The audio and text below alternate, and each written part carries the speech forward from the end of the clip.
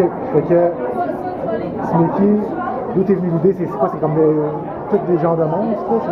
Ben, Smikey, d'où m'est venue l'idée, c'est un petit peu dur à dire. Qu'est-ce qui est arrivé, c'est au cégep, il fallait faire des travaux en illustration et le professeur avait dit aujourd'hui, faites pas de BD, on va explorer d'autres styles.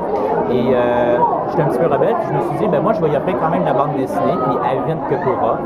Et c'est ça que j'ai fait. Et quand le professeur est passé, j'avais juste dessiné ça comme ça pour le fun.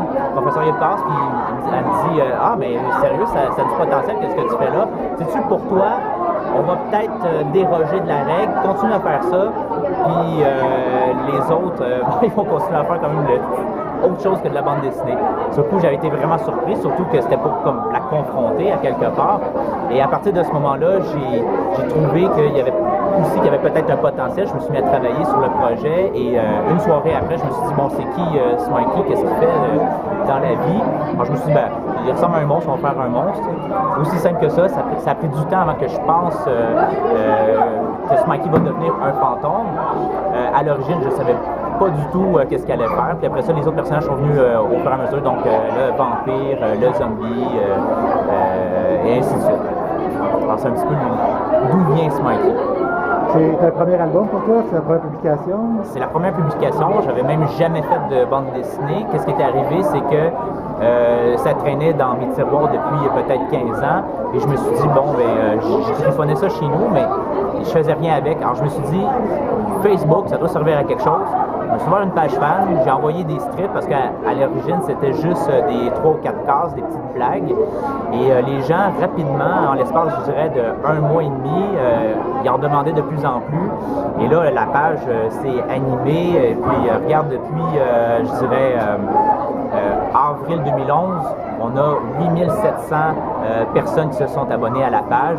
Alors là, bon, avec ces chiffres-là, j'ai été voir une maison d'édition. C'est Sean Sirois qui m'a amené aux éditions de l'Homme. Lui, il avait fait Planète Bouquet à l'époque. Il me disait, hey, Fred, ça te tente dessus? J'ai un éditeur. Je pourrais te présenter. Je fais, OK, on y va. Et c'est un petit peu ça comment ça a commencé l'aventure. Dernière petite question. Tu as un premier album, ça a l'air la réponse a l'air d'être fun pour ce livre-là. Avez-vous travaillé sur un autre? Entendu. La petite question, c'est ton premier album, tout ça, la réaction des gens de l'album, est-ce que tu travailles sur un autre? Est-ce que vous allez en faire un autre? Il y a déjà un deuxième album. Nous, on n'arrête pas. Donc, Greg et Makina, qui est ma sœur, on continue à produire constamment. On a déjà toutes les idées du deuxième volume qui sont écrites et une partie du troisième. Après ça, ben, c'est selon les ventes nécessairement que l'éditeur va donner le go. Mais pour nous, on est prêts. Les idées, c'est pas ça qui manque, c'est plus le temps pour le dessiner parce que je travaille.